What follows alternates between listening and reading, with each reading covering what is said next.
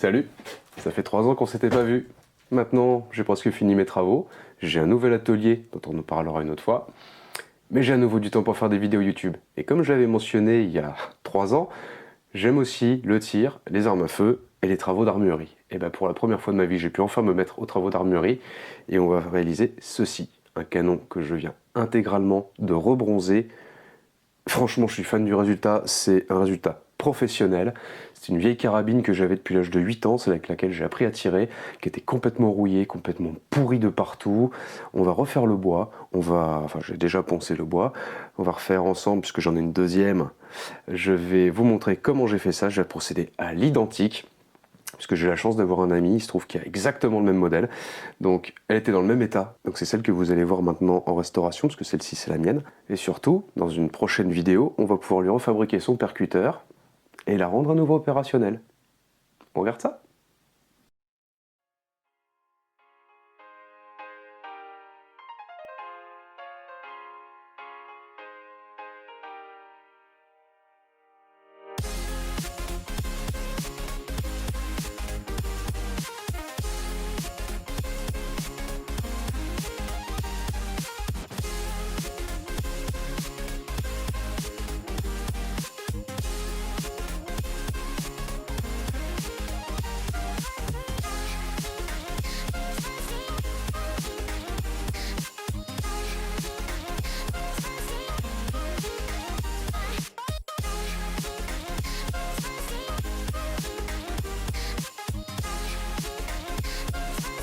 Alors Adrien, c'est bien gentil ça.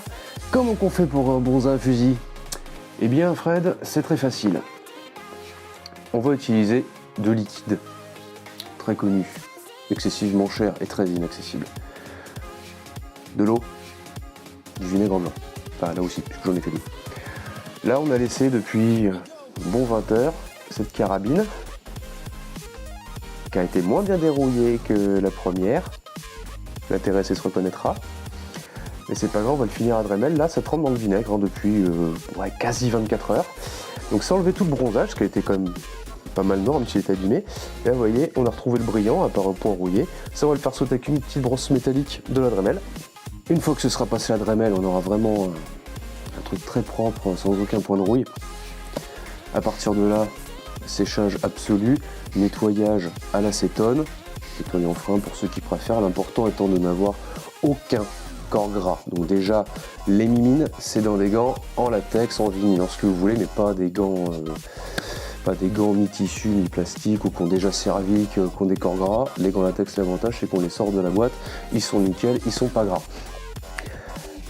C'est parti.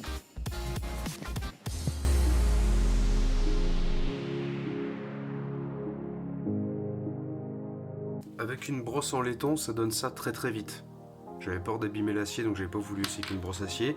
Mais finalement, j'ai pris que celle-là, j'ai fait la première quasi intégralement avec, ça passe beaucoup mieux. Donc si vous voulez faire pareil, prenez ça, la vitesse, je crois que je suis monté à 6.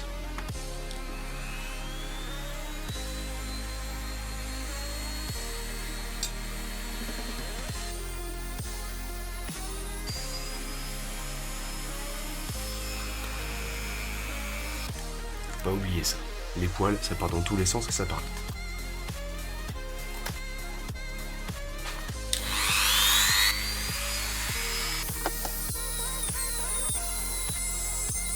Bon, voilà ce qu'on obtient après un petit peu d'acharnement. Le propriétaire de cette carabine, il était avec moi hier soir, on a fait le premier bain de vinaigre ensemble et tout. Et tout à l'heure, je lui disais, bah c'est bon, on va pouvoir les sortir. Et malheureusement, il me répond, bah là, je suis pas dispo, c'est pas grave, fais-le tout seul, je regarderai la vidéo. Alors, dis-moi, monsieur X, est-ce que tu t'es défilé parce que tu te rendais compte que j'allais devoir passer 1 heure à finir de dérouiller? Voilà la tête de Madame la brosse à la fin. Bref, ben voilà le résultat. C'est quand même pas dégueu. C'est vraiment, je sais pas si on voit bien. Désolé si ça forge. J'ai mis la lampe de téléphone parce que j'ai un éclairage tout pourri pour l'instant. Mais là, il n'y a plus de traces de rouille. Alors ça a été piqué plus profondément. On le voit à des endroits comme ici. Attention, voilà. La rouille était plus ancienne que sur la mienne, donc ça fait évidemment un peu plus de relief.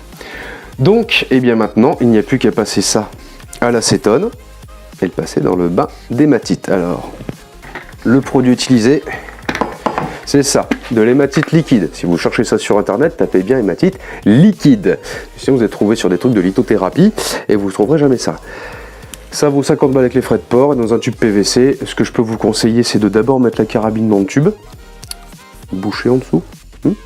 Lui, ça, j'ai une fuite. Hein. Oh putain, ça fuit. Parce que le problème, c'est que c'est un produit qui coûte cher. Donc, mettez d'abord la carabine dedans, enfin la pièce que vous avez, ça peut être des plus petites pièces. Quand vous avez un volume comme ça, le but, c'est d'en mettre un minimum parce que le produit coûte cher. Donc, moi, j'avais déjà mis la première fois la carabine avec un fil de fer dedans et après, j'ai rempli. J'avais peur que le bout du canon soit plus bronzé, puisque le temps que je remplis sur être exposé plus longtemps, en fait, ça change rien. Quand on fait un bain d'une minute, c'est uniforme. Ça vous permet de mettre le minimum de liquide, de limiter les pertes. Le liquide que vous avez utilisé, vous ne le jetez pas. Là, il y en a facilement pour 20 balles.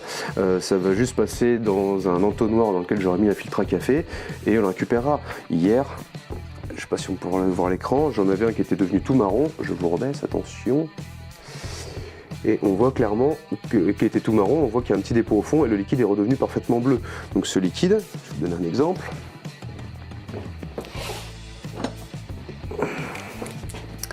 On va prendre ce qui fut une lime autrefois, on l'a déjà servi tout à l'heure, et vous voyez, je vais mettre plus loin, et alors c'est très rapide.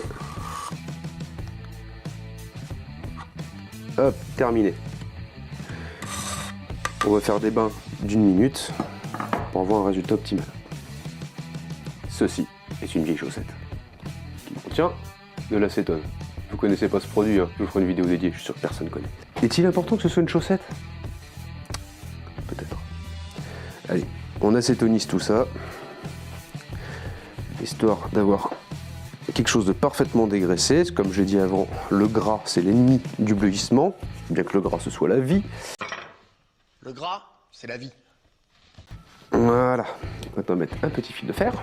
Bonjour, je suis le fil de fer, je suis content de participer à cette vidéo. Les gants aussi pour une autre raison. C'est marqué sur la bouteille. Donc on met des gants. Allez, donc l'hématite, elle est dans le tube ici. Et c'est parti pour une minute. Alors, pas la peine de prendre un chrono, hein. Juste vérifier. Voilà, là la pièce elle est intégralement immergée. Le liquide arrive à fleur là. Donc on secoue un petit peu pour libérer aussi un petit peu le fil de fer pour pas que le liquide soit absent entre les deux. Allez, on essuie. Pour que ça coule partout. Yep. Tada! Un beau noir bien profond. Les traces blanches, elles vont disparaître à l'essuyage.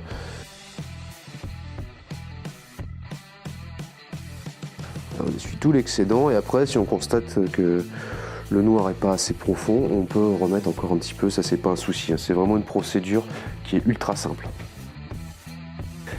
Alors quand vous regardez sur les sites, sur certaines vidéos YouTube qui parlent de ça, il y en a plein qui vous disent ah là là, attention, il faut mettre une protection après. Alors la protection, la première que je vous ai montrée qui est noire nickel, la protection en l'occurrence elle s'appelle WD-40. Hein. Ça marche très bien.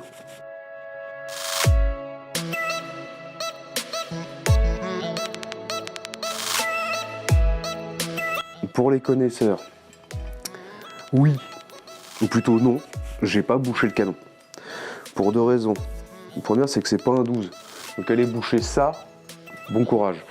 De deux, c'est un canon lisse, tout comme un 12. Et je vois pas quel pourrait être le problème, ou même le désavantage, à bronzer aussi l'intérieur du canon.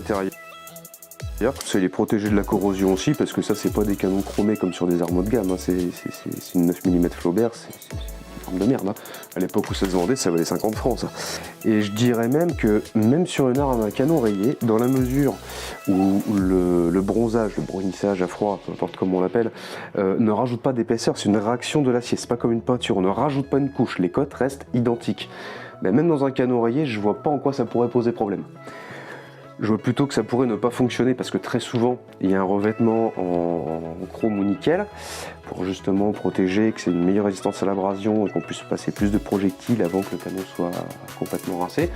Donc je pense sincèrement que c'est plutôt une bonne chose d'avoir bronzé l'intérieur. J'ai pas de regret à l'avoir fait. C'était calculé dès le départ, ça je m'étais posé la question et la réponse était nette. Le noir, il y a des traces dessus mais c'est juste des traces de chiffon. Là on passe à la protection, donc on change pas une équipe qui gagne. WD-40, la seule l'unique, et évidemment la fidèle chaussette, mais c'est pas la même. Puisque je vais vous faire une confidence, c'est que moi les chaussettes je les achète par deux. Et maintenant on prend le côté sec et on vient enlever l'excédent. Là on a un noir, je vous raconte pas.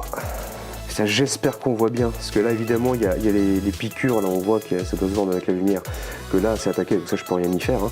Mais par contre le noir, il est nickel quoi, il est vraiment nickel, hein. C'est là vraiment vous emmenez votre arme chez un professionnel, chez un armurier, si vous en avez un qui ne soit pas qu'un commerçant, il ne fera pas mieux, vous n'obtiendrez pas mieux que ça.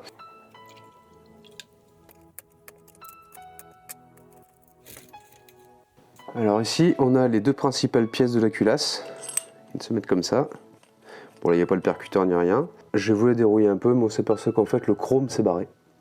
Donc là, en l'état tout de suite, je ne peux pas changer la donne. D'abord, il faut que j'ai une alimentation spéciale laboratoire. Il faut que j'ai un petit morceau de chrome, un bain avec la solution.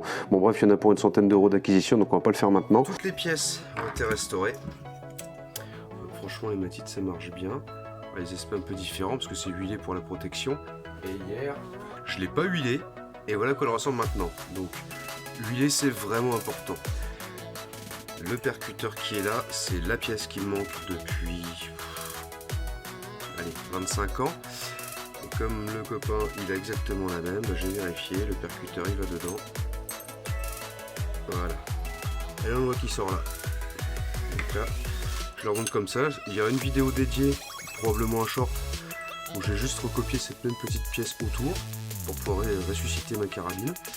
Et là, ça peut percuter.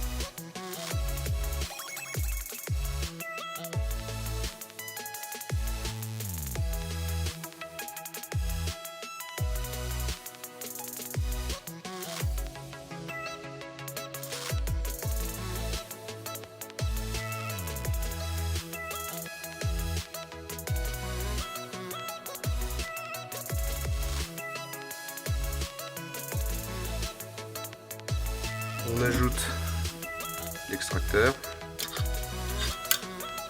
Ensuite, Madame la culasse. Là, on arrive en butée, c'est normal.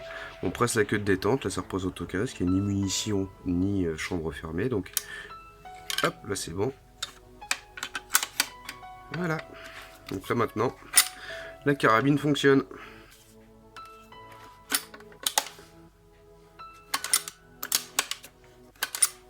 Et voilà.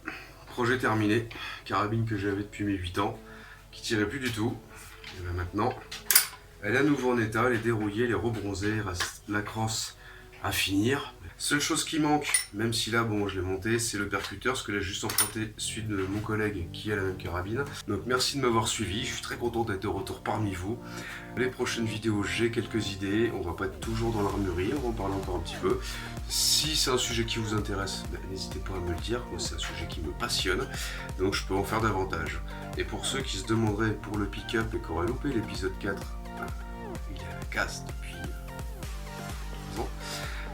Mais il y en a un nouveau qui arrive, en meilleur état. A bientôt, ciao. Hey, tu vas voir si ça marche. J'ai pas encore essayé. On est sur terrain privé, il n'y a aucun danger, je suis chez moi sur 3 hectares.